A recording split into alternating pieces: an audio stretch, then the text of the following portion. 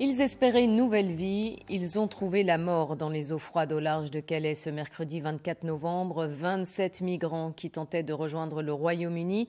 26 ont pu être identifiés. Des familles sont arrivées ce matin à Lille pour reconnaître les corps de leurs proches et organiser leur rapatriement. Et une prière mortuaire a eu lieu dans une mosquée lilloise en hommage à 4 Afghans. Léo Marron et Marion Huguet. Ils sont les frères, les cousins, les neveux et portent les cercueils des 4 victimes afghanes du naufrage.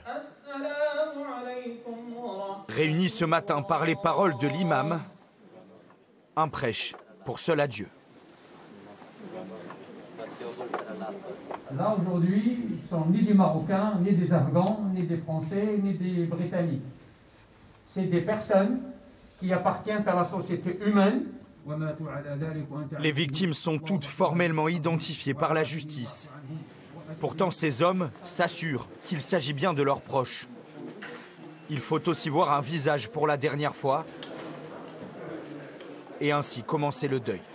Là, je suis vraiment rassuré d'avoir participé à la prière et surtout d'avoir pu reconnaître mon oncle et de le voir pour la dernière fois. C'est vraiment douloureux, mais heureusement on l'a retrouvé et on l'a identifié. Son oncle, Mohamed Naïm, 46 ans et père de 4 enfants. Il avait récemment demandé l'asile en France. Voici son passeport, afghan, brandi par son neveu, le seul membre de la famille en Europe.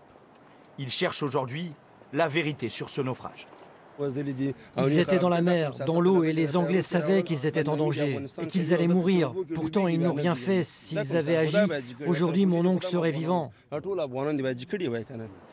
Ces familles sont venues de Paris, de Belgique et du Royaume-Uni, soutenues par une communauté d'amis et de proches. Dans la culture afghane, les funérailles sont une cérémonie impossible à manquer. La tombe, c'est très important qu'il soit en Afghanistan. Au moins, les parents, les sœurs, les frères, ils peuvent aller à la tombe pour faire la prière. Au moins, ils vont savoir où se trouve la tombe de leur fils. Les cercueils partent donc en direction de Paris et l'aéroport Charles de Gaulle. Ils doivent atterrir samedi au Pakistan, puis seront transférés vers l'Afghanistan.